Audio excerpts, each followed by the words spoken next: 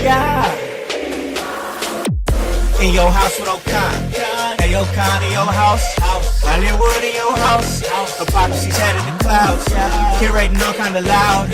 Wrestling in front of the crowds.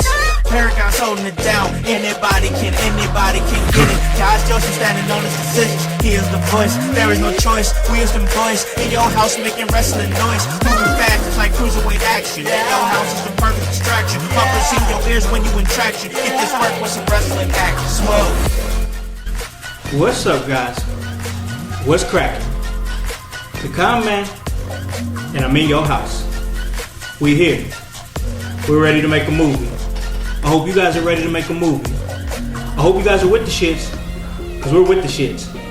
And we're ready to talk a little pro wrestling. That's right, you already know the vibes. Anytime we slide on through, we're here to give you that work when it comes to this professional wrestling business. And guys, we are back. And I gotta go ahead and issue you guys here a public apology. I'm sorry. I'm truly sorry. I didn't give you guys my solo shot on Monday Night Raw. I usually give it to you on Tuesdays. But it's cool, all right? It's fine, all right? Actually, you know what? I'm not sorry. I'm not even sorry, all right? I gave you guys that Dijak interview. Did you guys check that out? Man, that was a heavy situation this past Monday. Donovan Dijak coming to In Your House. He gave us a really good episode. We appreciate all the downloads and the feedback on that. It was great. And, man, it's not going to stop, y'all. It's not stopping, all right? We're going to keep going. It's not stopping. We got OVW's Big Zoe. He's going to be coming on the show. Myself and the voice, Josh Joseph. We talked to him at House of Heat Wrestling in Lafayette, Indiana. And then next Friday, we have ECW legend Bill Alfonso, the manager of champions. He talked to us. We had a little drop-in from Sandman. Hey, yo, Sandman was lit. All right, he was having a good time, and hey, we had a good time too talking to Bill Alfonso. But now, being here, you know, we've been really moving and shaking. We've hit the charts again. We're getting downloads heavy again, and we're growing. You know, and with growth, it comes evolution. You know, it's a great thing. And you know, I've put out there on my social media that I was looking for female co-host, and you know, just because we want that different perspective. Women are doing great things in the industry right now. Just what in like the last 10 years, the women's revolution has just been really great. I mean, we're seeing great talents come up, we're seeing legendary talents come up, but it's not just the wrestlers in the ring. It's not. You know, we have great ring announcers, we have great backstage commentators. You know, people rave all the time about them all the time. When Renee Young was out, everybody loved her work. You know, and I still enjoy Renee Young. You know, you have ladies like Kayla Braxton. You know, you have them, and so much different things that they bring to the industry that make things different, make things interesting, make us look at it a different way. And I think that's a great thing. It's a great time right now, I think, to bring women into the industry and bring them into the light. And with that being said, I'm looking to grow talent. I was searching out, and you know, I had this lady come, and she left me a novel in my inbox, okay, an absolute novel in there. And I sat up there and read the whole thing, and I was like, yo, I can already tell she is a vibe. And, you know, getting a chance to talk to her a little bit more, that's what I noticed, and that's what I saw. But I also saw somebody who was on the grind, somebody who was hungry, somebody who is honestly gonna go out and get it on her own. She's not looking for anybody to give it to her. She's looking for opportunity, and that's exactly what I'm looking to give here as I welcome Divinely Designed Annie O'Neill to In Your House. How's it going? What's up, everyone? I am the Divinely Designed Annie O'Neill, and I am excited to bring my amazing feminine flair to In Your House. We're gonna get raw with Raw and NXT, and I am in your house. That is awesome. So excited. Yes, we're excited to have you. We really are, man. Like I said, you or somebody that, do you have that background that we talked about before we went on the air and talked like in the inbox and everything like that? And I'm like, wow, like it was a great resume. So like, if I could have you, could I get you to like kind of tell the household who you are? Who is Annie O'Neil? You know, household, my name's Annie, and I've been a professional ring announcer since 2019.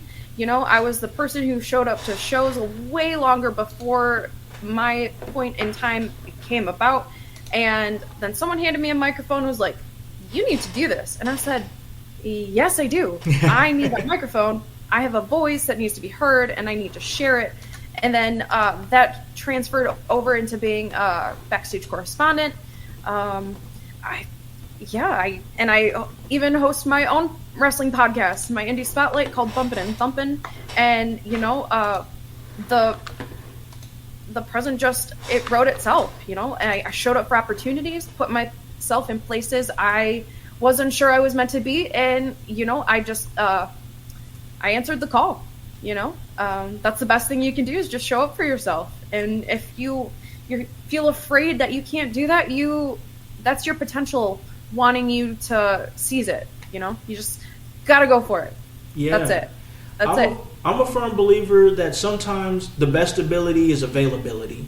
You know, you just got to be there in the pocket. And like I said, now is a great time in the industry, you know, for women and many different facets. Like I didn't even mention Samantha Irvin and the impact that she's had as a ring announcer with the WWE. And then we're seeing, you know, like Asia Smith and, you know, great referees like that. And it's so many of them. There's so many of them that come into prominence, and it's great to see. So now we're looking to grow the next generation of like, you know, wrestling media. And like I do, like when it's crazy because I didn't do ring announcing, but I really started out with commentary. I did commentary for some promotions, and then transitioned to being a manager. Shout out to Sam Knight for giving me that first opportunity. And I was a manager for almost like 2 years, and then I went back to the table, and I love it. I do color commentary with the Merge Wrestling. Sometimes I'll do backstage correspondence with Wrestle Arts. I've worked for Naptown Pro, OVW, Heroes and Legends. It goes on and on. I worked for so many different promotions, and it's great. It's great. But now at this stage, I'm looking to give back and looking to grow that talent. So that's exactly why you're here, Annie. Now we're about to see what's the deal with Annie O'Neil, because we're going to talk a little Monday Night Raw. I'm here. Let's go. All right. You put it out there. Let's go. All right. Sounds good. So you're ready. You're ready to go. You're ready to tap into this and jump right into it and jump into the thick of things. Somebody who was ready to jump into the thick of things returning to Monday Night Raw was Rhea Ripley, as she showed up. Was. Oh man, the situation that Dominic Mysterio was in, you know, typically a man would be happy to be in that type of situation, but I do not envy Dominic Mysterio right now. He's found himself in a tough situation with Liv Morgan. Liv won't leave him alone, you know, and she's trying to take everything, and that's the thing. She's trying to take everything from Rhea Ripley. Not just the title. She already got that. It was a shoulder for a shoulder when Rhea Ripley went out. She was out for 3 months. And then she took her belt, trying to take her man, now trying to take her family with the Judgment Day, and it's tough, man. It's tough right now for Dominic Mysterio. But you saw Mommy trucking to the ring. She's ready to take it there. She's ready to go to SummerSlam. Looking like we're gonna get Liv Morgan defending the title against Rhea Ripley at SummerSlam. I think it was kind of the writing on the wall with that, but what did you think about this segment and the match? You know, one thing to Liv Morgan's credit is I didn't realize how calculating she was. Yeah. She put that out there, but I don't want to say I underestimated her, but she's wily. She's wily. When she says she wants something, she's gonna take it, and she's not in your face about it. she's, she it's like a good magician, like like the sleight of hand. Yep. Like, when you're paying attention to this hand, what is this hand doing?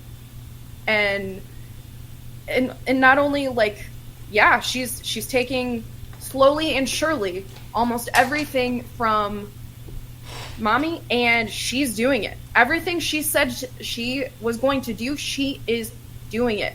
So I didn't know Liv Morgan was such a villain.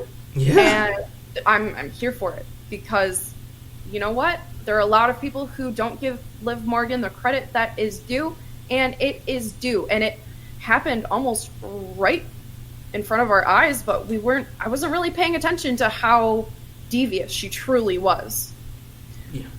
Yeah. But man, Rhea Ripley's inevitable return, I knew Liv was going to be in for it.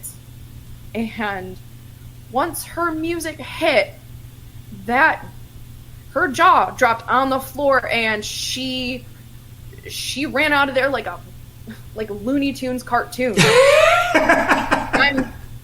And that was even apparent in the segment last night. Like, you know the sound effect that Fred Flintstone makes when he's running?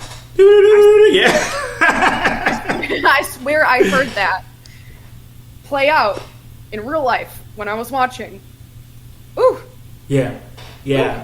No, it's a tough situation. Boy says Liv sucks. Oh, come on. I think in the realm of being a heel, yeah, but honestly, to be real, I think Liv Morgan's doing some of the best work of her career. I mean, as somebody who's watched Liv Morgan for the entirety of her career, I can definitely say that those first couple of title reigns, or first title reign that when she cashed in on Ronda Rousey years ago, it was like you got the title, but you still don't feel like a top girl. Like now it feels like she has the title and she's growing into the title, I believe, because we're seeing the development of this character, this manipulative, flirty character that is taking Dominic Mysterio. But here's the key thing right here. Dominic Mysterio is not saying no. Like, there's some consent here that's happening, and I think that could lead to something down the line, possibly in the SummerSlam match. I don't know, but Annie, what's your thoughts? They finally have set the match with her being Rhea Ripley coming back. The word is that she is not going to wrestle before SummerSlam. She's technically not cleared right now. I think that she came and showed up early just to help grow the storyline, because it's been a budding storyline. But I think they're looking to pivot and do something. Something's going to happen at SummerSlam. But they've got the match set. What do you think about this match? Do you have an excitement for it? Do you think there could be any funny business in the match? What are you thinking about this match as a whole? My thing is, don't sleep on Liv Morgan. She is calculating, and the moment that you take your eyes off her, that's when she's gonna pull one over on you. I'm a huge fan of Rhea Ripley. I love everything. I love her divine power, just the eminence that she has, and she is, I liken a lot of myself to Rhea Ripley. I see so many things present in her that I want to emulate. Yeah. But her intervention last night, she needed to make herself known again, because so much time out of the spotlight, people tend to forget. People have short attention spans. So she needed to let people know who Rhea Ripley was all over again. But, she really came back to survey the damage that Liv has done. And, a lot has been raveling because of her doing, and I feel like it's only going to escalate before SummerSlam. So you know what, and the pattern doesn't lie. Liv is only going to continue on that streak as we approach SummerSlam. So as far as funny business that might occur, it's totally within the realm of possibility. It really is. Yeah, because when I think about it, and once again, I have to go back to the wild card here, and that's Dominic Mysterio. He's saying one thing and doing another thing. I mean, you can definitely see it. I mean, those stretches that Liv Morgan was given, I don't know. I don't know. I mean, but this is the thing, and OG Tony in the chat here is saying exactly what I'm about to get to. I'm thinking Dom's going to turn on Rhea Ripley at SummerSlam. I think we can definitely see it. I mean, look. I mean, let me just put it to you like this, Annie. I mean, Liv is got him a whole PS5, got him the chicken nuggies. You know, she's coming in, she's hanging out and helping out the boys and stuff like that. I don't know. There's a situation here where we could see that, where maybe, you know, Dom is seeing maybe the grass is greener on the other side. Finn did take the key. We was talking about it in the house call. That the way that Finn Balor took that key, it needs to be studied. It was quick. He was with the quickness. He just like bam, just took it. So how is he going to play in all this? Because I still feel like, as I've been saying on past episodes here, he's somebody that you need to. If you're not paying attention to Finn Balor, you need to be, because he's about to do something. It's his mannerisms, the way he's saying things. You know, people think, oh, well, Finn's just been pushed to the wayside. No, this is by design. They don't want you to think about what Finn is doing, but Finn is definitely about to do something. So what's your thoughts, I guess, is my question before we move on to the next subject here. Do you think we could see Dom turn on Rhea? Do you think Finn gets involved? Do you think we can see Rhea win her title back? Do you think possibly Liv wins clean? What's your thoughts? You know, I feel like I'm not sure if Dom will turn on Mommy to do his own free will, but inspired by Liv Morgan's game. You know, one thing to Liv Morgan's credit is she knows how to use her sex appeal to get what she wants. Yeah. Call it what you want. That's powerful. She knows how her beauty and her actions make men respond, and it's all a part of the revenge game, baby. She's gonna get what she wants, and she's gonna take it. And you know, she is calculating. She knows how to get men to do what she wants. She's like, I'm envisioning a puppet master, and all of the puppets are dancing. Yep. And does she actually give a crap about Dom? Probably not. That's what I'm thinking. On Mommy. And she, like you mentioned earlier, she wants to unravel the Judgment Day, at least from my perspective. Yeah. And she's doing it. Knocking it down brick by brick. You know, this once solid, formidable unit. The Judgment Day might face its final judgment. It might. You know, and there are so many things unraveling that will, before we know it, Mommy might have everything she loves taken from her. And one of the comments said that Mommy did kidnap Dom, which is true. Yeah. You know, he has a thing for toxic women. He loves it, doesn't he?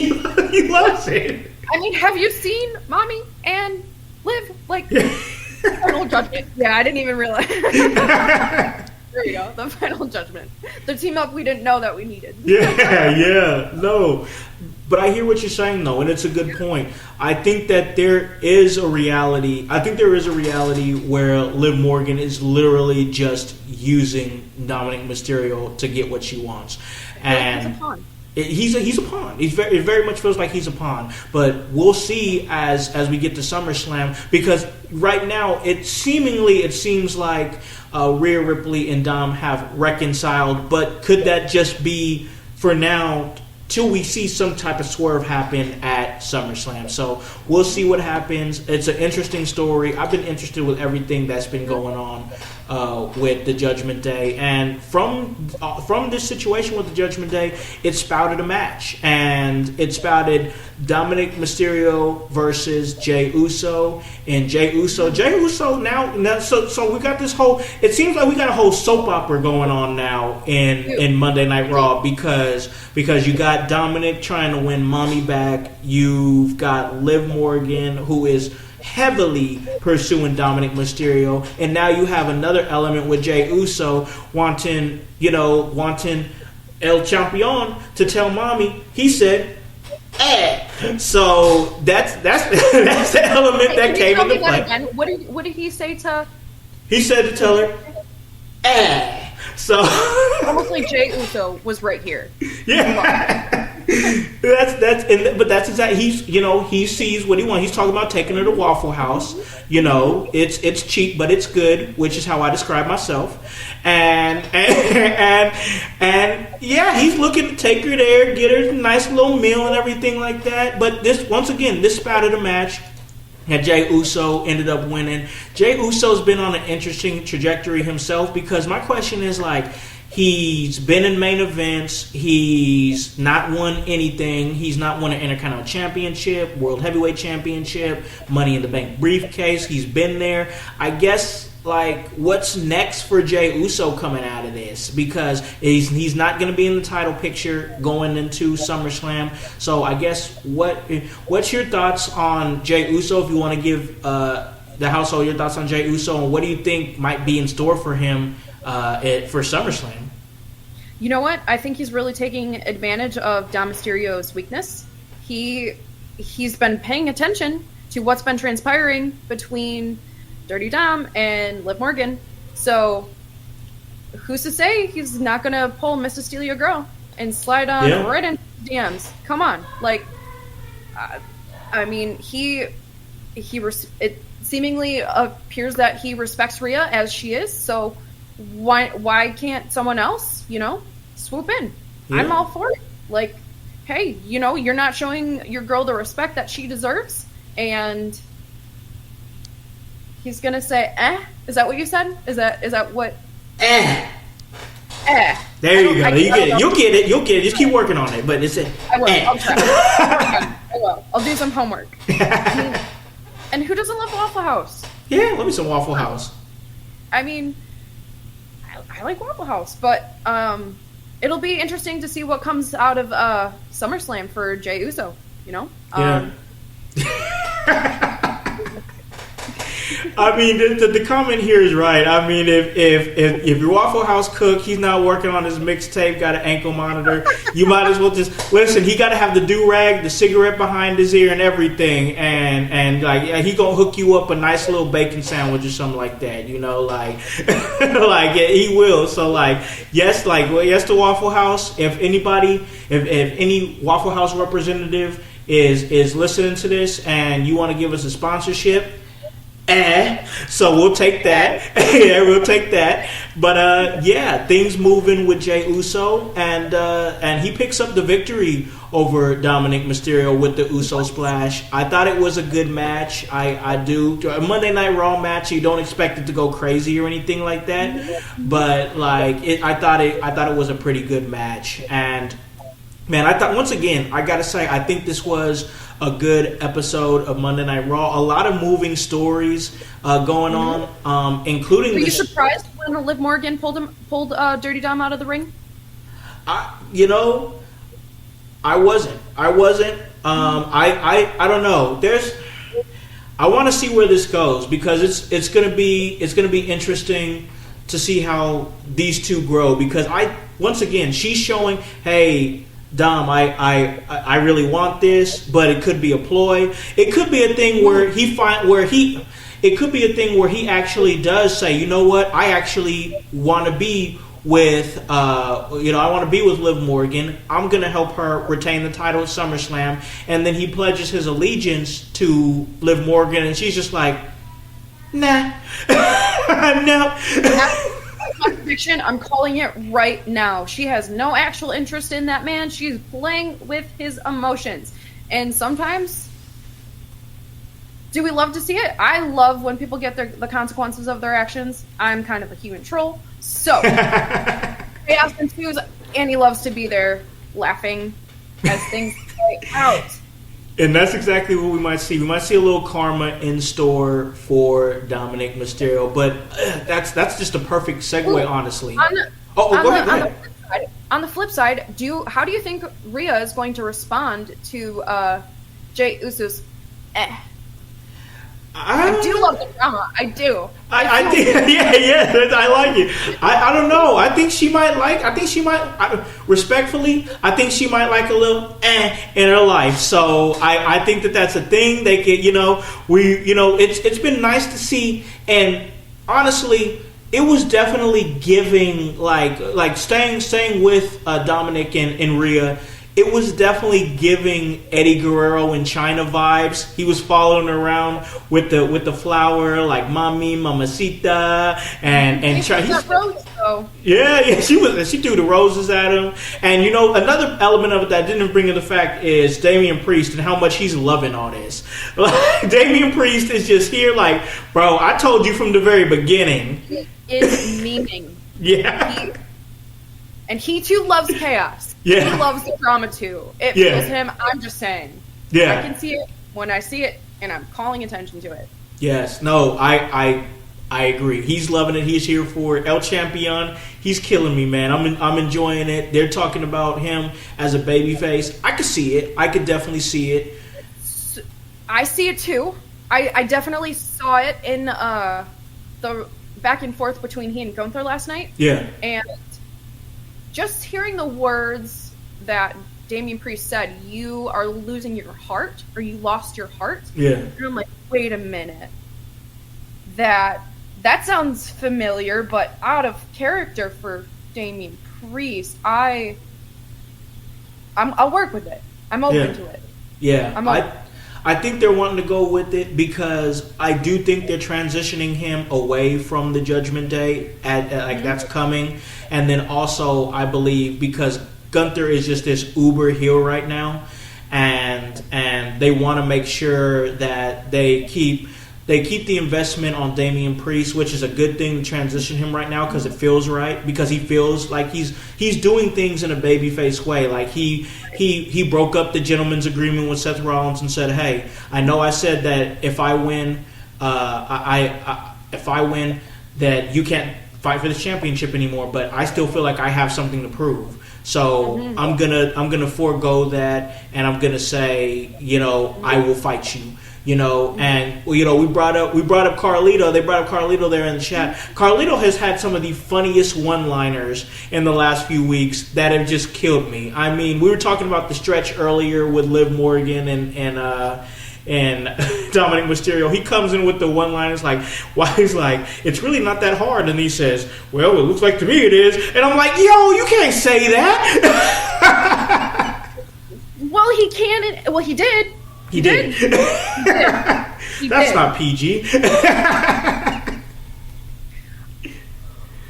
I love it. I'm here for Carlito's Another thing I wanted involvement. to call to mind between the face-off with Gunther is, and going back to the inevitable face turn with Damian Priest, Damian was giving us his background as a tragic story that he was on the streets fighting for 20 years to get where he is, to hold that belt on his shoulder.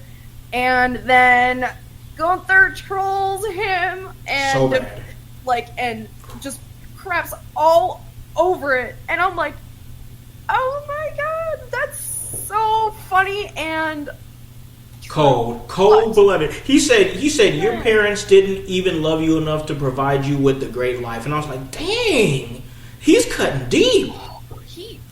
Right at the knees. Like, if he had a katana, he would have slashed right through. Yeah. Like, way to snatch the soul out of a man on live TV. Like, it's crazy to me, Annie, because people say, like, there's still people out there that say that Gunther can't talk, and I'm like, are you not hearing? Sure, I saw it. Are you not hearing him? Like, he's cutting, and it's not. That's two different programs. Exactly, and that's not even the first time where Gunther has cut a promo where I'm like, damn, like that's not the first. So like, I'm not here for the noise that the IWC is saying Gunther can't cut a promo. If you're saying he can't cut a promo, I'm sorry, you're not watching. And I just think that because he holds us on every single time. Gunther's got that poise. He's championship material, which makes you think. Possibly he could win at SummerSlam, but I guess I'll just ask you straight out: who do you think's going to win between those two? Do you got an idea right now this early? I think this feud is going to be something to be remembered, but I'm gonna say Gunther. I think he's gonna pick up the W on that one. He's been putting in that work week after week, segment after segment, and proving why he deserves to be in that position. I think it's gonna go to Gunther at SummerSlam. I really do. So, mm-hmm. So we play a game sometimes, and I'll have to bring you on, and we'll play it sometime. It's called "That's True, That Might Be True, That's Ridiculous." I love games. And basically, what it is we pose a question, we pose a statement, and it's the person who's answering its job to either say "That's true, that might be true," or "That's ridiculous," and then give us a reason why. So last month I did an episode like that with the voice Josh Joseph, and the statement came up: do I think that that Gunther and Nia Jax are going to walk out of SummerSlam as champions? And I said that that's true. I think voice kind of because that might be true. It's kind of like you're a little on the fence, but that I said that's true. I think they're both going to walk out champion. I think it's time for Gunther. I do.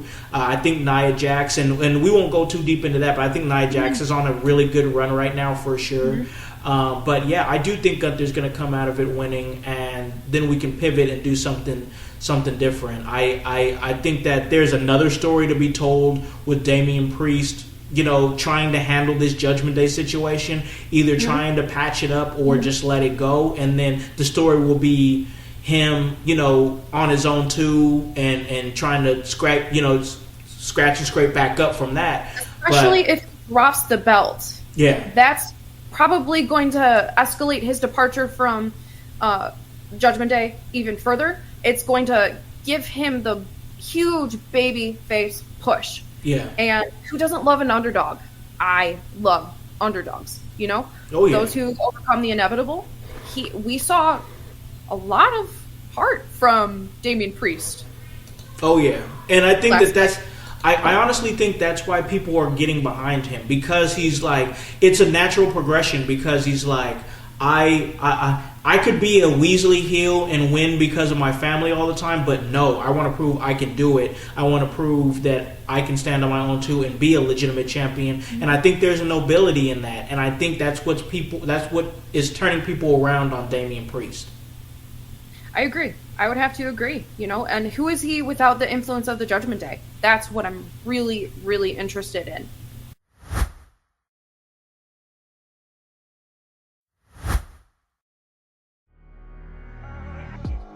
Yeah, no, I agree with that. I think that there's something to be told there, but there's a lot of stories telling. We talked about drama and stuff like that and everything, but I got to talk about this Drew McIntyre drama. We got to get to that. Boy. Yeah, because Drew is moving in such a way right now. The self-sabotage is so real with this man. It's crazy. But he comes out, he's got the all black leather on, the leather skirt. He had to be hot in that. And he came out, but leather doesn't breathe. It sure doesn't. No. But he has a segment with AP, Adam Pearce, and he's like, listen, I'm ready to make this match. CM Punk versus Drew McIntyre at SummerSlam, which I think could be a good spot for it, a good time for it. Scottish Leather Daddy. That was him. That was absolutely him.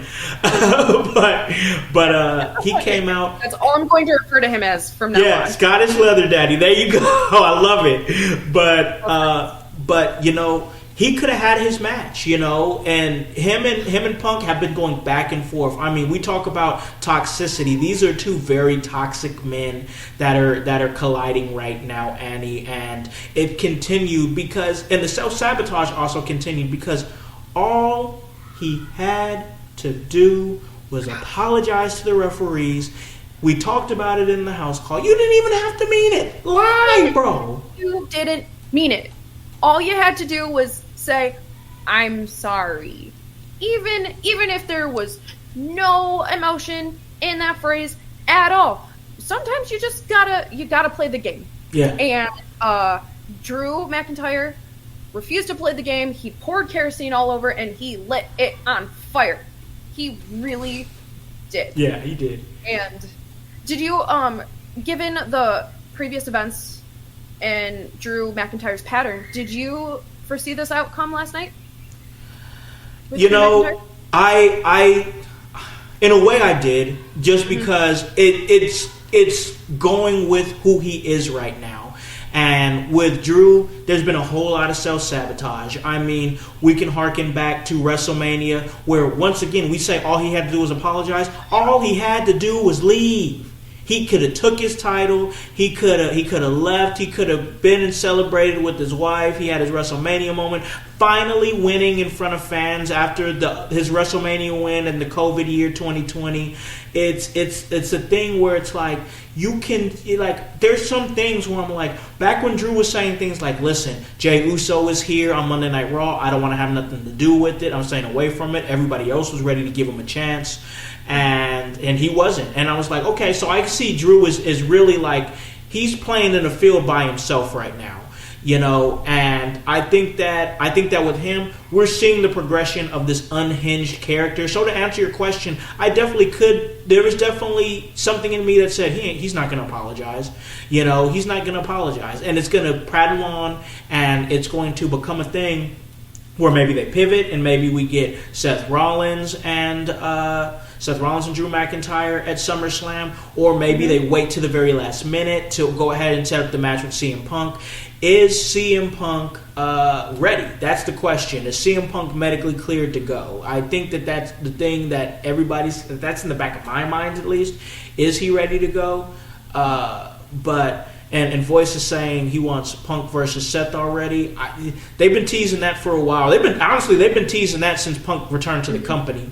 But yeah, I did see that there. But I guess my question for you is what are we doing with Drew here? Are we bringing Drew?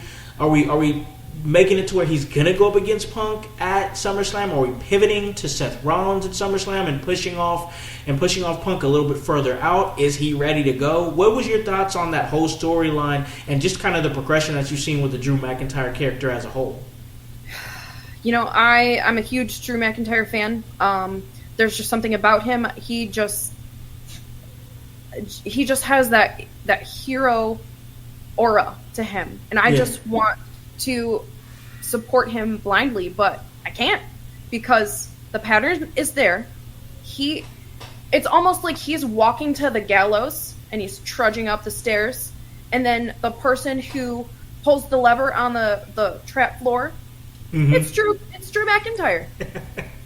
He really is. Yeah. I'm like, what? Like, you are just working against yourself. He is, absolutely. And he's his own foil. And Seth and Punk don't even need to be involved. Yeah, it's Drew versus Drew. You can just give Drew his own segment where he just beats up himself, because that's the whole vibe I'm getting. Yes. And he said last night, everyone is trying to screw over Drew McIntyre. Yeah. Nope. Sometimes we have to come to terms with the toes that we step on, because, you know, the refs are just doing their job. Yep. They really are. They were casualties in the line of fire, and Drew is just setting everything ablaze. Everything he's ever worked for in...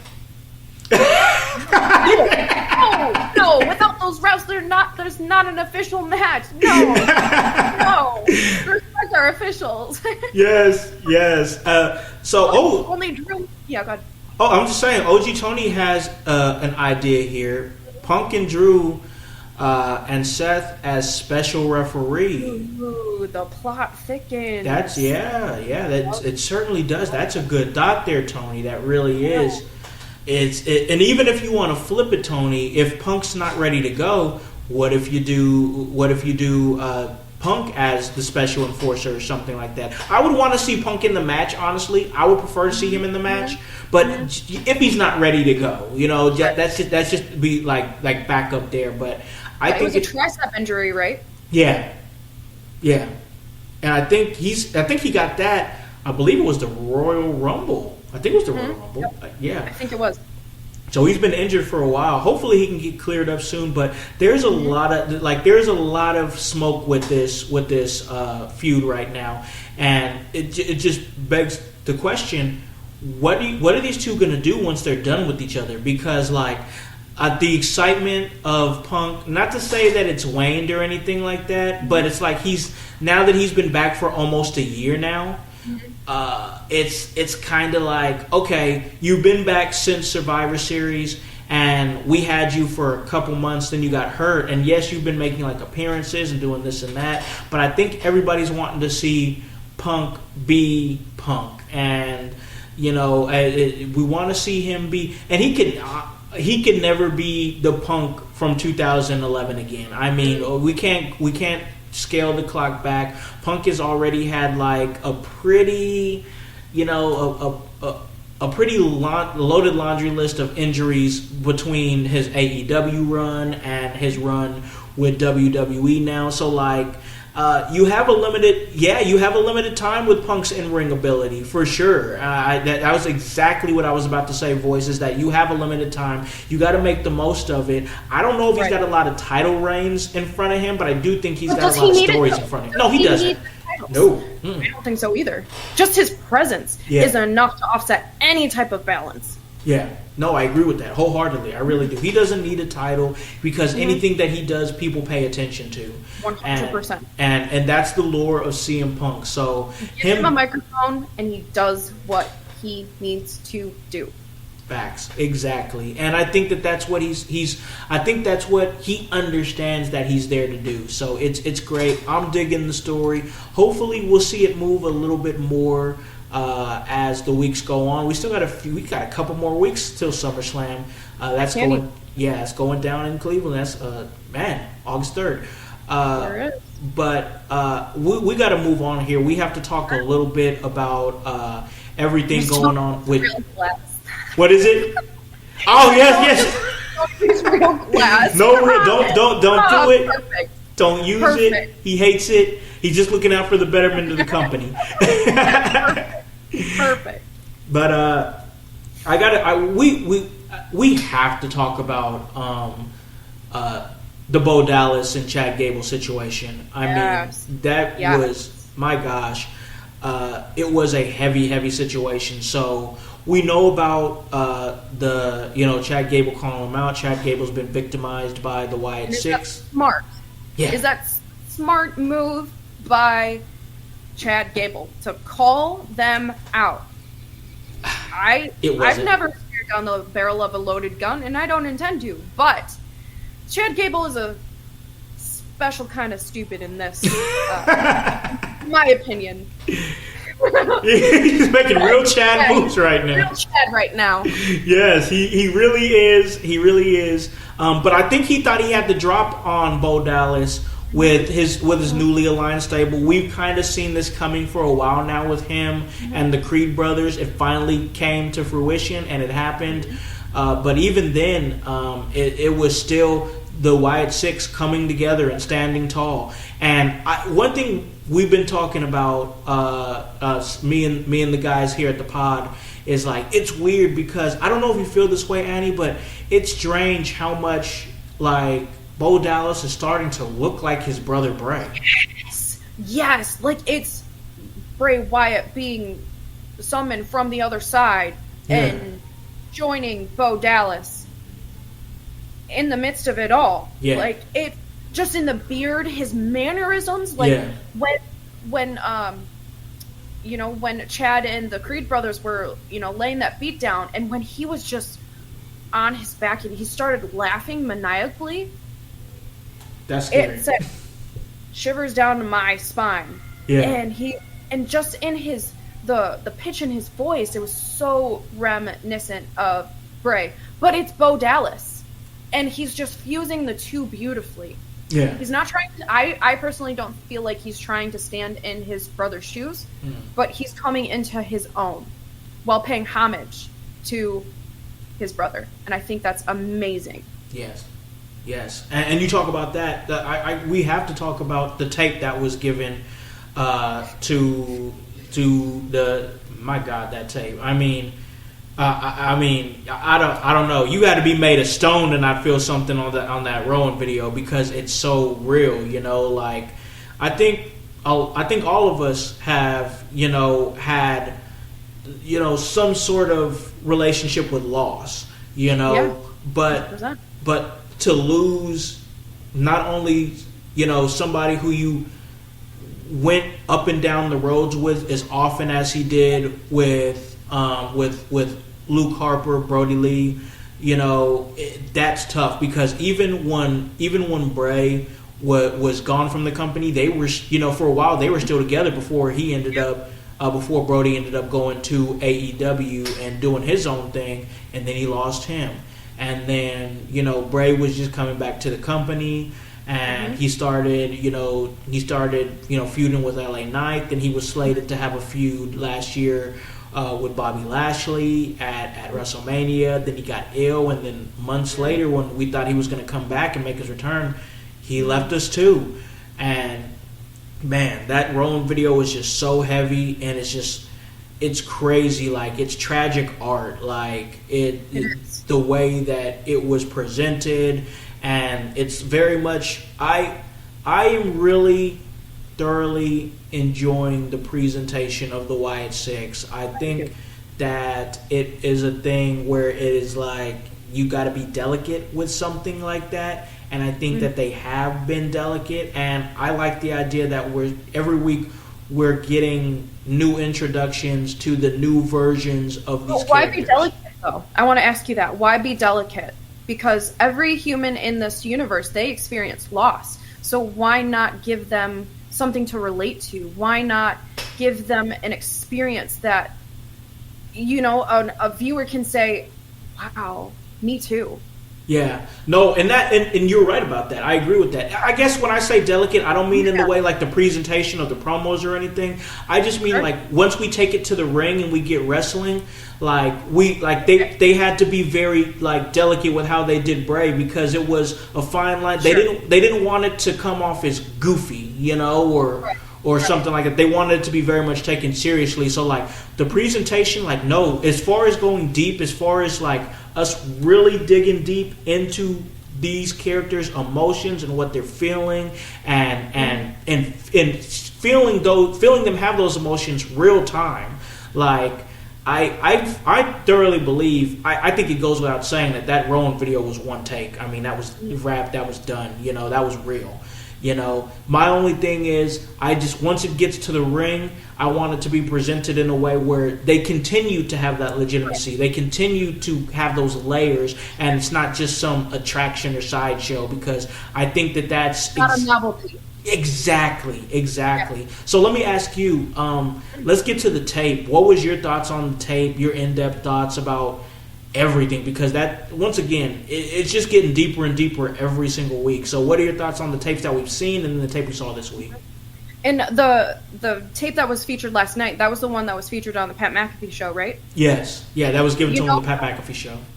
I am a very, I don't know how to explain this, cautious human being. So when a random VHS tape shows up on my doorstep, I will not watch it. It's makings of a horror film. It's giving Ring. And yes, that traumatized me as a child. And once I saw that, I'm like, this seems familiar.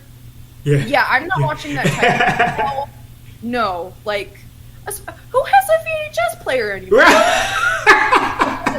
Be kind, rewind. It just added another level of allure to what is becoming the Wyatt Six. It added another amazing layer, because it only makes me want to go deeper, especially with how rich and painful Eric Rowan's delivery was. I mean, someone handed him a mask and he said, "It gives me hope." But what kind of, like, that's you know, each person has a different relation to what hope is for them. Mm-hmm. So what kind of path is going to unwind for Eric Rowan? I mean, loss has unimaginable effects on the human psyche. So what is going to play out? You know, and he said, because I I took notes on what was said, and he said the last few years have been really hard. I used to have a family. So, and now it's coming back full circle. So, you don't mess with a man who has nothing to lose. Yeah. You really don't. So he's going to be a formidable force to be reckoned with. And not only him, but every other person who is involved in the Wyatt Six. Yeah, no, So- I agree with you, and I think we're going to see more. Like, what is Dexter Loomis's story going to be? What is Joe Gacy's story going to be? Are we going to hear Nikki Cross give her story? She's been delivering the tapes. Are we going to see that? This Wyatt Six thing is moving in such a way that it is very Bray Wyatt. Because I remember when they did the Firefly Funhouse years ago, it was episodic, weekly. We saw it every week. We're seeing the same thing with these tapes. This is very much a Bray Wyatt formula, and I just love it. I love that this stable is coming together to continue his work and do it in a way where it's not looked at as goofy, cheesy, or anything like that. I think that I will say this, with Triple H at the helm and the way they presented it already, I have high hopes for how they're going to present it in the ring when that time comes. I really do. I honestly do. I think if it was still Vince, it could. And another thing I'd like to add, because go ahead. last week there was no in-ring altercation involving the Wyatt Six and the new stable that Chad Gable stable. Anyway, but and they weren't diminished as forming faction. Yeah. I really liked that, because when things started to unfold, they got the heck out of Dodge. It was out of there. And It was out. I really, really, really appreciated that fact, because, nothing to kill the momentum before it even gets to start, before, things really start. So. Hey, they dipped out of there. They was out of there. They was gone. And it was the right move, because honestly, I would have done the same thing. So, like, what are we leading to with the Wyatts? We're gonna see. It's gonna be a good situation, I believe. But another situation here that we're starting to see is Sonya Deville. She's clicking up with Shayna Baszler and Zoe Stark. I just really wanted to graze over that real quick and talk about that real quick, because I think it's great that we're seeing another women's faction. I do. And I think that those three can build something together. And also I believe that it gives something for Damage Control to do, because Damage Control has been drafted to Monday Night Raw since obviously the draft. But they haven't really done anything. Like, it's tough seeing Damage Control lost in the shuffle, because they keep saying things like, oh, well, Damage Control is going to take over and Damage Control is going to show Monday Night Raw this and this and that. But it's like, we ain't seen anything. So, like, at least now with this new stable, we can see them have some involvement. But are you going to put them? Are you going to put the new stable over Damage Control, who I still think has a lot of traction? I think that they still have some heat behind them to be a stable that makes people believe in what they do. I think Io Sky is still super talented. When is Asuka going to come back into play? Asuka's been on the show for a while. What do you think about this new stable and where they're going to fit into Monday Night Raw, and also where Damage Control could possibly fit? Because it doesn't seem like there's a great fit for them right now. You know what? I love the team up of Zoe Stark, Sonya Deville, and Shayna Baszler. Like, they did stuff on their own individually. Yeah. But this team up, I'm excited. I absolutely love strong women and the forces that they are becoming, because when they're in alignment, I really believe they're going to be unstoppable. Like, Shayna has her MMA background, and Zoe Stark is the amazing technician that she is. Incredible. Sonya Deville, like, she has this Maleficent energy. Yeah. And she is fearless. So they're not afraid to do business, and business will be done. And as far as their involvement with Damage Control, I think it has the making of an excellent story. Like, an unstoppable force meets an unmovable object, makes a bang, and I can't wait to see it. I really, really cannot wait to see it. Yeah. No, I agree with you there. I also agree that I'm really loving the idea of the stable because for weeks on this show, myself and the voice Josh Joseph, we're always trying to make Zoe Stark work. We're big fans of Zoe Stark. That's a good thought right there. That's a very good thought. Possible War Game match. I like it. But Zoe Stark, we're just very impressed with what she brings to the table. I'm a big Zoe Stark fan. So like when she was flanking Trish Stratus, and I was like, okay, so they're letting her do something with Trish Stratus. And then when she eventually said, you know what, I'm tired of it, and then finally said screw it and turned on Trish Stratus, I thought it was like, all right, all steam ahead for Zoe Stark. We can put her in a situation, and then they cooled her off.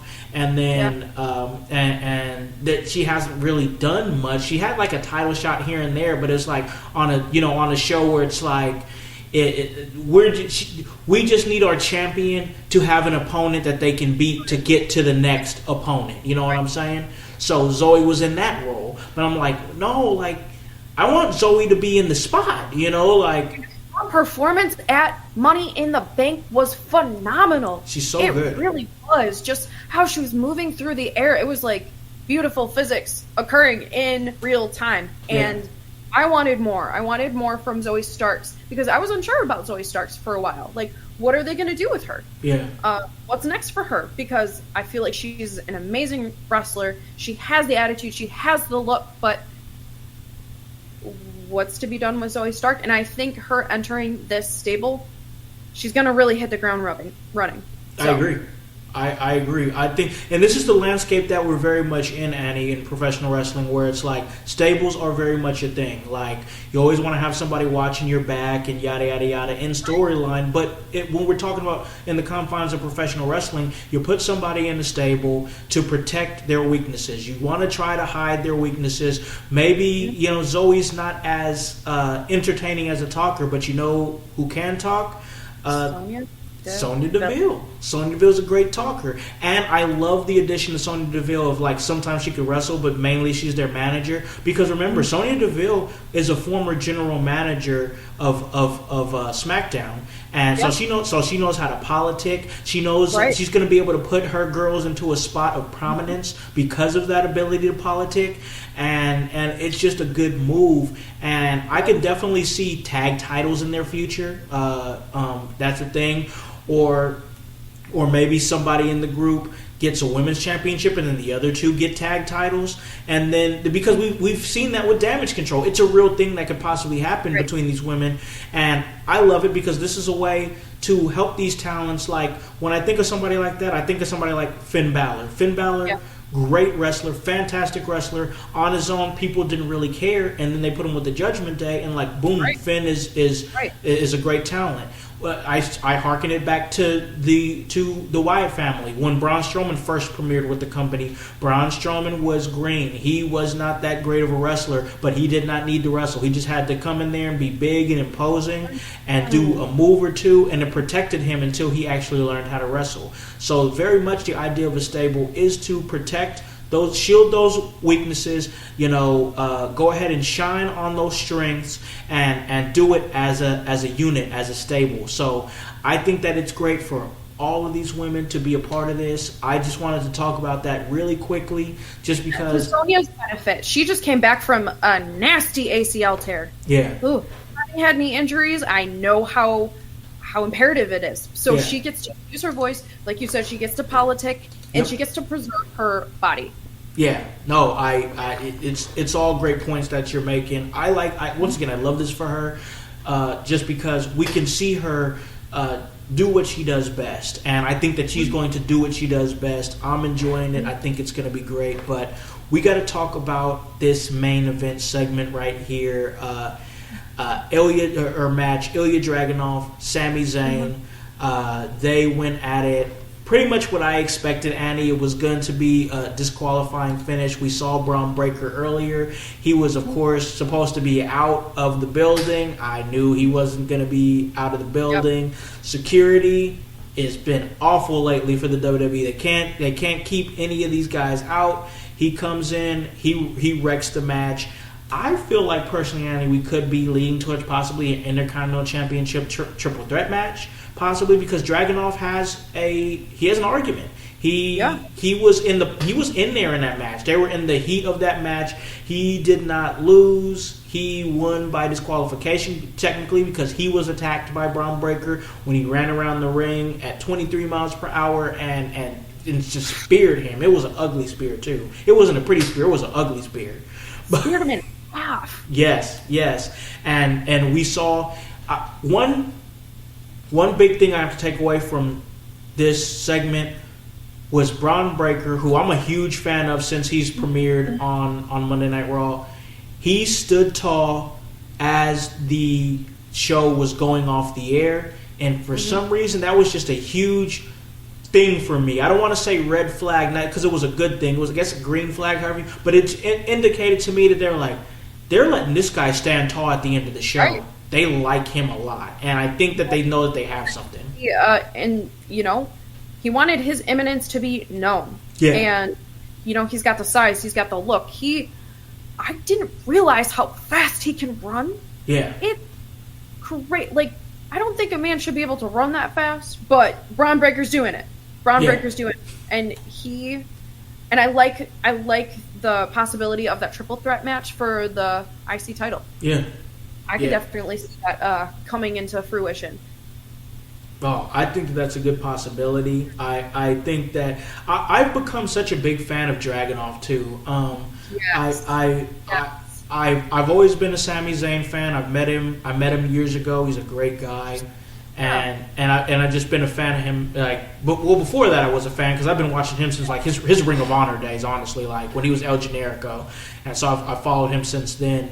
But just. He's a great wrestler. He's a great baby face. Right now, he's a great champion.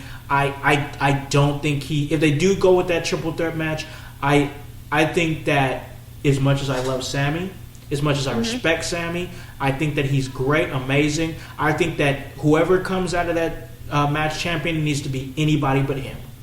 Anybody but him. I agree. He did his due diligence to make that title what it is. He added his own prestige, and he earned it. Mm-hmm. But what is coming after for him when he loses that belt? It's going to be even greater than when he actually attained it. Yeah. I really and I'm gonna say the same for Damian Priest. Yeah, I think there's stories to be told with them without the title, and we're going to see that soon with even Roman Reigns too, whenever he returns. But there's fans, their mindset is it's all about wins and title wins and stuff like that. And I very much can see where you would have that perception if you're not dialed into what wrestling really is, which really at its core, wrestling is stories. It's stories. It is. And I'm just saying, and I'm definitely going to let you get your point in, but my point is the championships, as much as they're prestigious and whatnot, they're still props that you use to help tell the story, whatever the story is. So I think that it's very much still very storyline driven, but you had a thought.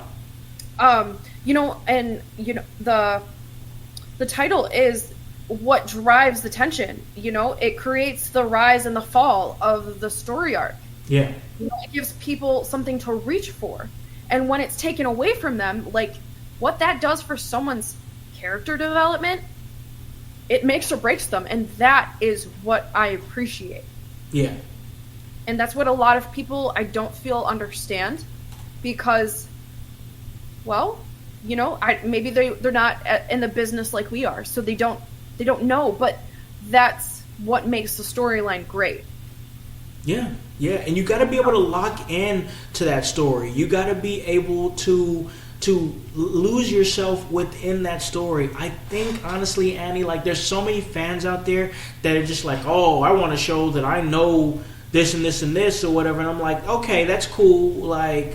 You got to be able to suspend your disbelief and just be like, you know what? Like, there's like I think I was on IG earlier, and it was a story, or it was on WWE's page, and it was Jey Uso talking about mommy and you know, trying to get her to go out on a date with them. And then I look in the comments, because I always do that, because I hate looking at the comments, but I also have to, though, because I got to gauge how people are responding to things. And there was one guy in there, I was like, wow, this is terrible, because we all know that Rhea Ripley just married Buddy Matthews, and Jey Uso was married, and Dominic Mysterio was married. I'm like, brother, they're acting. This is a show. This is a show. Like, you're sitting over here. Okay, we get it. You want to let everybody know you're the smart one in the comment section. We all know they're married. We don't care. It's acting. They're telling a story. So, I don't know. Go to their job like we do. Yeah. Like, if you want the predictable, go watch a sitcom. Yep. I get worked all the time by things I see. When Drew cashed in his Money in the Bank briefcase, I was yelling at the TV. I was along for the ride, for the highs and the lows, and you gotta let yourself have fun. Yes. You gotta, it's supposed to be fun. Real life. It's supposed to be fun. Oh God, hype. Ain't for my neck. Oh God. I mean, and one thing that Mommy said, when Dominic was trying to appeal to her good graces, she said, I don't belong to you. You belong to me. Yes. And I loved that, because it goes to show what I thought of earlier, like Dominic is a pawn. Yep. And a strong woman like Rhea Ripley, she chooses you. Yep. And he should be fortunate to be chosen by, like, oh, listen, I'm not gonna go too deep into it, but if she wanted to use me as a pawn, I'm cool. so I'm cool with it. It's good, but man, I just think this episode of Monday Night Raw was really good. We saw so much things develop from it going into SummerSlam, and I'm ready for it. I once again thought it was a really good episode. But also, we did advertise we were going to talk a little bit of NXT, and we will. We're going to graze over NXT and just kind of jump over it real quick. We don't want to go past it, because like we have to talk about the fact that the Rascals debuted. I mean, that was big. Big. Standing ovation from Annie in the living room last night. Same. I was just happy to see it. Gratifying it was to see Zach Wentz return to the WWE universe. Yeah. I pumped my fist in the air like John Bender in the Breakfast Club. Heck yeah. I was happy to see it. Absolutely. It felt right. It felt good. You know, Wesley he's really made the best of that situation, what happened, becoming one of the greatest North American champions in the company. Whether you want to talk about length of title reign or number of defenses, it's him. You know, so he's made the best of it. But man, seeing Zachary Wentz show up there, and then seeing Trey Miguel there too, it's just crazy. Because, when he was approached by WWE, he said no. Yeah. He wasn't done in his tenure with TNA. He had things to do. Yeah.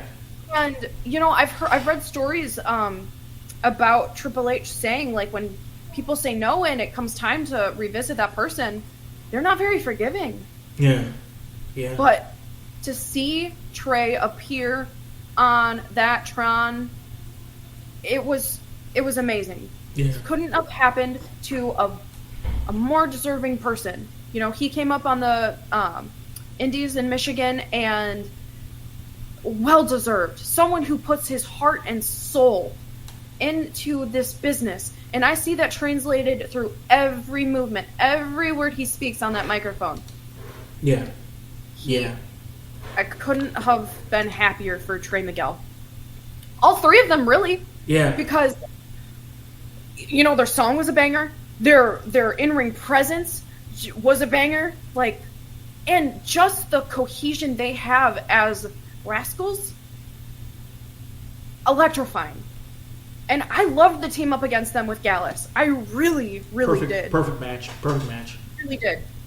I had no idea Joe Coffey could move like a high flyer. Yes. No idea a dude that big, who has as much gravitational pull to the earth as he does, could move as he does. And his selling, whenever Trey would give him this amazing move. Yeah. Just the fight that he would go, the flipping and the rotations that he would perform, like, mind blowing. Yeah. Mind blowing. It was a perfect match. Those six going up against each other, 3 versus 3 was just it was great. Yeah. It was a great call. And once again, just happy to see them there. And now it's Myron's turn now. We got to get Myron there. My boy Myron Reed, a friend of the show here, and shared many locker rooms with him. He's definitely next. He's part of those Rascals. Another thing, was great to see them as the Rascals. I mean, that was a big thing right there, to be able to see them be able to do their thing and be themselves. And it's all been a part of this collaboration between NXT and TNA. Yeah. It's been really great, and they said his name, and he appeared. hearing the NXT-TNA chants.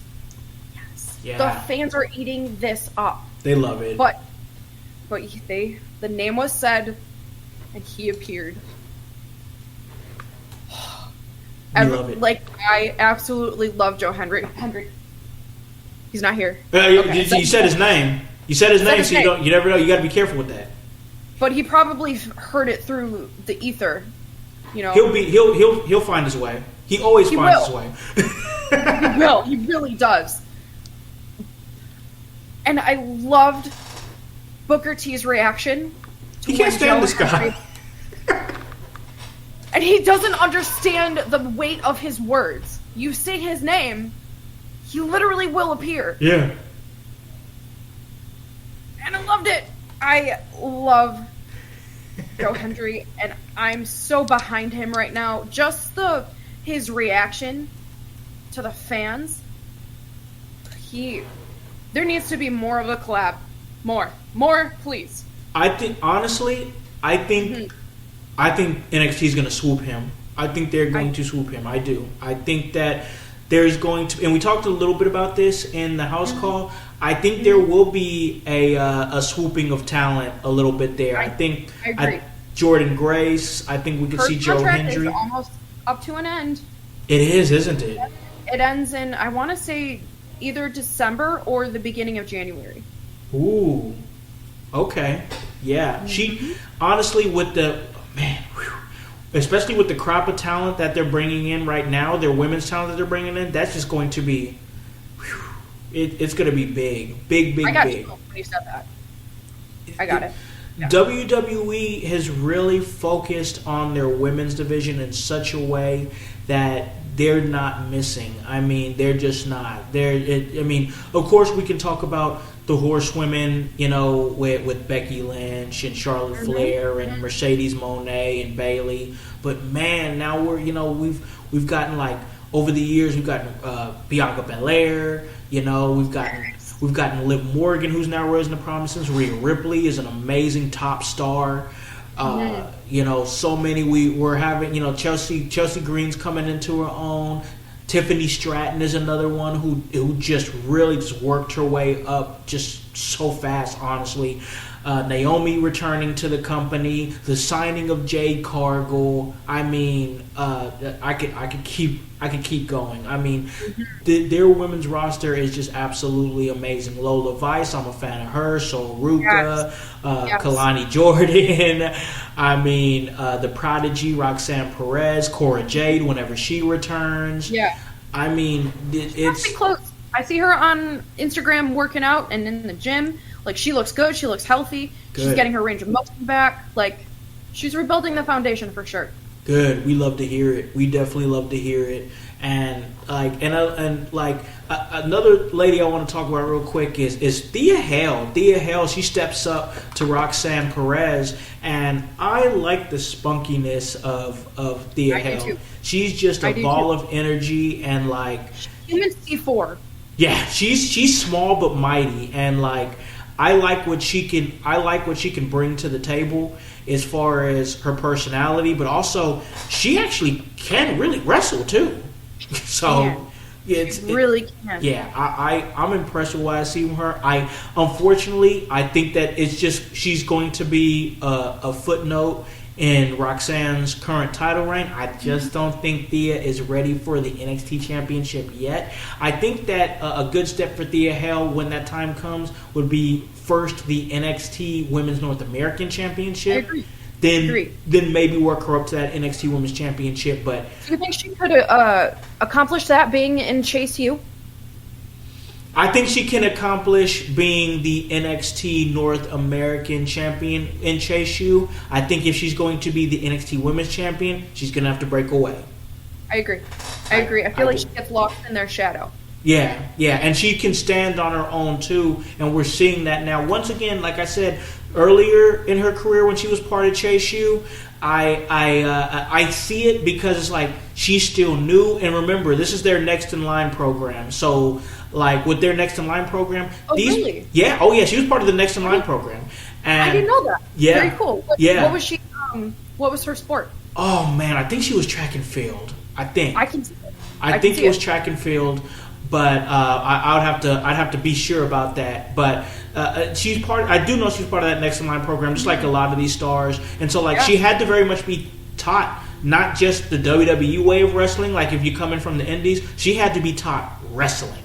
You know, so like you gotta be protected in those stables. But now I think it's starting to become a time where it's like, yeah, we might be able to, it might come a time very, very soon where she's gonna break away. I like Thea Hale. I like what she brings to the table. Once again, Roxanne Perez, she's just so poised and she looks like a champion. Her promo last night was phenomenal. It's hard to believe she's only 23. Unbelievable. Like, her namesake, it really does ring true. She is a bit of a prodigy. She's the prodigy.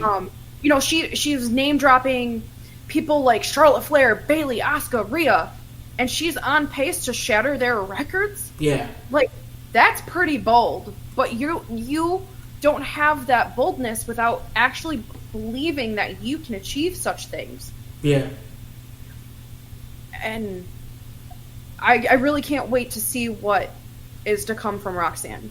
Yeah. Because I think she is doing that belt a lot of justice. But one thing that I'm not a big fan of regarding Roxanne is she sounds like a child. Given that she is 22, yeah, her speaking voice, she sounds like a little kid. But I also found it ironic when she was telling Thea Hale, "You're just a child." Yeah, I was like, wait. I'm like, wait a minute. Like, my ears hear and my eyes see. I'm like, wait a minute. Yeah. There's something afoot here. But I think it's very much she has to give off that energy. Like, I think she's trying to make Thea Hale believe that, like, hey, like, we're really not that far away from each other. Right. The mind games Roxanne is playing is undeniable. Oh, it really is. She's so talented. It's crazy, like, to think she used to take the bus to go to Booker T's schools to learn. Like, she really was. Oh yeah, she did whatever she had to do. She's a big. She's gonna be a big star. And when it's time for her to come to the main roster, I do believe that. So once again, I mean, the women's division in WWE is it's fine. It is good. And it's just gonna keep growing with Julia and Stephanie Vaquer. They're gonna be showing up. That's gonna be a big old thing. And then we got to talk about, because I kind of got your thoughts a little bit on this whole situation with Brooks Jensen last night, and I'm not sure if you've seen all the things, but they were very much running a story with him where even Shawn Michaels had to be like, yeah, we had to release him. and he was just acting too belligerent. And then he would go on social media and like he would have these like drunken rants against NXT. He was in the like they let him do a couple of indie dates. They're really selling this Brooks Jensen story, and now he's back in NXT and he wrestled Javon Evans, who is incredibly impressive. I mean, we talk about prodigies, of course, Roxanne Perez, absolute prodigy, but my God, Javon Evans at 20 years old is insane. Yes, it's like, how do you have that much ability when you're so young? But anything is possible. I really do believe anything is possible for Javon Evans, and I can't wait to see what's being written for him. Yeah. But what's your thoughts on your looking at Brooks Jensen and how they're positioning him? You know, it's an interesting angle. You know, since the stable with Fallon, Josh Briggs, and Brooks, it dissolved. What's next for him? I like the loose cannon vibe from Brooks Jensen. Yeah. You know, you don't mess with a man who has nothing to lose. You really don't. And just how he perceives everything that's going on and how his mind internalizes it. And, you know, when Josh Briggs was like, what are you thinking? Yeah. And Brooks is like, well, my job's on the line. I'm like, what are you doing? What are you doing? Like, why? Yeah. Why this? You know what? I like the direction that he's headed, because it adds a lot of character development, I think, that is good for Brooks Jensen, and it's I think it's going to open doors for him. I really do think so. Yeah, I honestly think so too. I do. I think that he's going to be built in such a way. For me, it's really giving like Dean Ambrose before he signed with WWE, so Jon Moxley, just this loose cannon, you know, me against the world type vibe, and it's people can relate to that. You know, there's something there with Brooks Jensen that I think he can be a vile heel, or he can be that guy from the very bottom that people can kind of relate to and get behind. So there's different lanes with him. I think you could take. He's gonna garner that sympathy from the viewership. Yeah. No matter what, even though it's Jensen versus Jensen, you are going to elicit emotion for him, no matter what happens. I think it's quickly coming. I think it is quickly coming. So much going on with this NXT women's division. I mean, we saw the situation with Tatum Paxley and Wendy Chu, and we saw Tatum actually win last night with that psycho trap. We talked a little bit about that. It's like, what was that? I didn't even. I actually looked it up. Yeah, and it was something quite elaborate. It was it had 4 different technical names for it. It was like a spinning heel hook thing. I don't even remember. It was just... But when I saw it, I'm like, what is that? Yeah. That looked impactful. Like, I never want to be the recipient of that type of move right there. But I really, really like Tatum Paxley. She reminds me of... I don't even know, but she reminds me of Emily the Strange. Okay. Really she was giving Daphne to me, like Daphne from TNA. Yeah, I can see it. I can see it 100%. I wonder where this direction is going to go with her and Wendy Chu, though, who's gone to a more darker character now. Yeah, like I feel like what I perceived last night. Tatum has her dolls that she likes to play with. Yeah. And that comes from a huge point of obsession. But Wendy Chu is even more obsessed with Tatum Paxley. Yeah. So there's going to be some sort of union between these two, and I think that it could be good for both of them. Wendy Chu, like I like the pivot for her, because I think that the sleepy, tired character that likes to nap and stuff like that, there's a very, very low ceiling on something like that. And it's not that you don't need lower card people or mid card people, but I feel like if you're there, like you're at least trying to be a top person, you know. So like, if that was the case, and it was just a thing like, hey, you're just doing what we're asking you to do, and she played that sleepy character to about, you know, the best of her ability, but now they're pivoting with it, and I think it's good for her. I do. Staying with the women's division, though, I mean, I think me and you have both raved about Lola Vice. I think she's ready. I almost feel like, as much as I would like to see her win the NXT Women's Championship, I really feel like that if you wanted to just bring her up, like, I'm fine with that too. I don't think she needs it. Yeah, I think she's ready for that. There's something striking about Lola Vice that is just, she knows who she is. She's confident in her abilities. She's confident in what she does. You know, she has a legitimate MMA background, and like she feels like a star. And I think you kind of feel the same way with Lola Vice too. I'm gonna give Carmen Petrovich her flowers, but I think Lola Vice has had the best MMA to wrestling crossover that I've seen. Yeah. Like, her kicks are smooth. She honors her martial art, and she can tell a damn good story. And I'm really excited for Lola Vice, because she's going to do amazing things. She really, really, really is. Yeah, I love it. I enjoy it. It was a good NXT. I thought it flowed good. They have their big show that's going to be coming up. I think it's going to be the Great American Bash, which is a 2-week event. I think that it's a 2-week event. Yes, it is. So that's going to be great. But you know, we're going to have to slide out of here soon. But I do want to get your thoughts on Obafemi. Obafemi is somebody who me and the fellas have talked about a lot. And when we see Obafemi, we see somebody that, like, you can really position as a top guy. I could see him fighting for championships in about 2 years on the main roster, maybe sooner than that. I'm just kind of being generous. But he's somebody who has really grown in a way that I think he's somebody you should pay attention to. What do you think about Obafemi when you see this big guy? I absolutely love Obafemi. I love someone who can exude sheer, brute, dominant force without even opening his mouth. Yeah.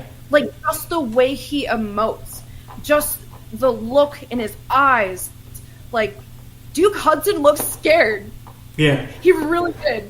Like, he should have wore his brown pants. He really should have. He really should have. Yes. But, you know, I think Duke looked really strong last night. I mean, he hit a Stratisfaction. That I did not anticipate that from Duke Hudson. And the running Hurricanrana, wild. Yes. Oba, just when he walks out to his entrance music, which is a banger, by the way, it really does. Like, he's jamming the whole time, but he just has such power, but that you just can't help but respect. Yeah. I really do. He's going to be in the title picture easily within the next year and a half, I feel. I agree with that. I agree with that. I also want to bring up real quick, just because I just feel like it's a good thing. I want to talk Michin really, really quick. Michin, she was in the tag it was the OC versus Out the Mud, sixth tag. I want to talk about Michin because I'm very, very intrigued with how they're utilizing her. We're seeing her now getting back with the OC on NXT. She's also being featured on SmackDown as well, wielding a kendo stick and just being a badass. We had a conversation about Michin on this show before, but I want to get your thoughts on the very unique booking of Michin, because I'm liking her presentation. She seems like she could pop up anywhere right now. Right. You give her something and she's going to hit it out of the park. She has the look. She has the talent. She has the finesse. She against Jada last night, awesome. I really love what she does for the talent. You know, she is no stranger to holding any championship. Like, I feel like she'll be in that picture again soon, but she definitely is a force to be reckoned with, and she has, honestly, my utmost respect. I really love Michin. Yeah. Anything that... She's down. She's down for anything. Yeah. She really is. I like that vibe about her. Once again, she's someone that I think could pop up anywhere. I think that she's been uniquely used, and I'm really enjoying it. Just like I enjoyed this episode here of In Your House, we broke down everything, Monday Night Raw, NXT, and it was a fun episode. I think this went really well. I think that you're really talented at what you do, and we're happy to have you again and do this again. So. With that being said, I always love to give. I would like to say my guest, but I would co-host. Give my co-host here an opportunity to plug anything they want to plug. So if you got any dates or if you want to plug your show or anything like that, right now is the floor. Sure. You can catch me on Bumping and Thumping, my Indie Spotlight podcast, featuring talent from the Midwest. We'd love to give that spotlight to people who are on the up and up. I just shot an episode with Rory Shield. If you don't know her name, you will. And also with Ricky Morris. These two amazing talents, they will be on a screen coming to you. I am the voice of New Edge Pro. I have a show this weekend on Friday. Then next week I will be at FU. I am the women's liaison, so I represent the female talent.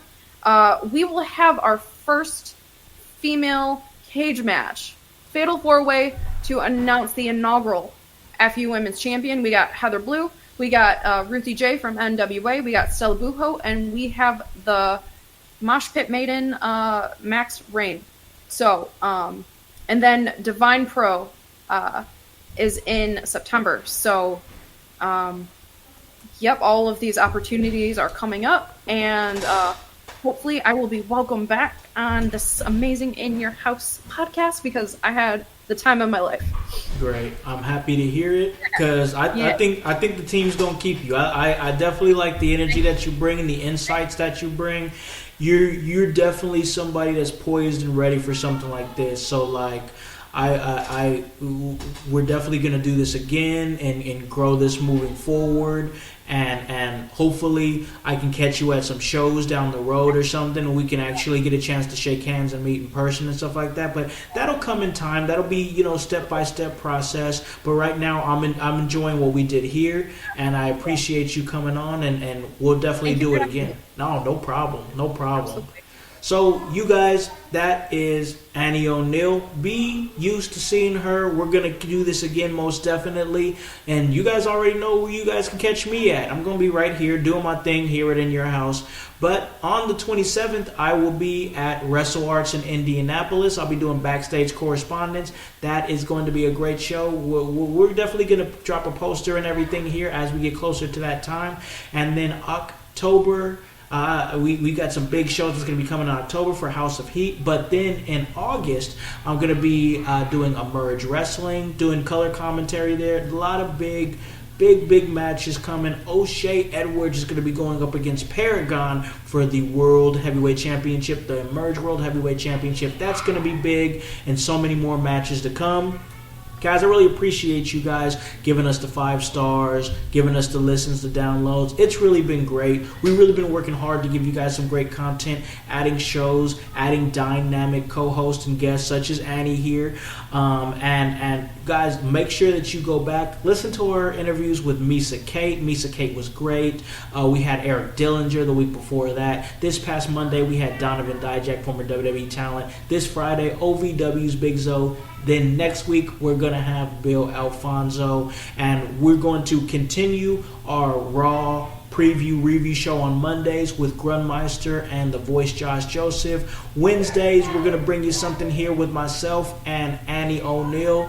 And then Fridays, we have our Friday show. We're going to have our preview review for SmackDown. And Sunday, of course, you guys have been used to those house parties that we do at 11 a.m. We do them fairly early. But guys, This has been a great episode. Follow everything that Annie O'Neil is doing. Give her a follow. Follow her podcast. Follow everything that she's doing out there because she's a grinder, and we really appreciate having grinders here on the team. So, guys, you already know it's Alakan House on all those social medias, IG, X, yada, yada, yada. You guys know the deal. But also give us a follow on Facebook. That is In Your House. Also on X, In Your House Pod. And that's HOWSC. And the W stands for work. So, guys, for Annie O'Neil, for The Voice, Josh Joseph, for Grunmeister, for Hypocrisy Jones, for the world's most dangerous podcaster paragon, I am Alakan, the Concept House, here to remind you to tell a friend, to tell a friend, to tell a friend, to hop on this bandwagon. Get on or get gone, because the household is still going mighty strong. You guys have a great day and a great rest of your week. Peace. In your house with O'Con. Hey, O'Con, in your house. Hollywood in your house. Hypocrisy's head in the clouds. Curating all kind of loud. Wrestling in front of the crowds. Paragon's holding it down. Anybody can get it. Josh Joseph standing on his decisions. He is the voice. There is no choice. We is them boys in your house making wrestling noise. Moving fast, it's like cruiserweight action. In your house is the perfect distraction. Pumpers in your ears when you in traction. Get this work with some wrestling action. Smoke.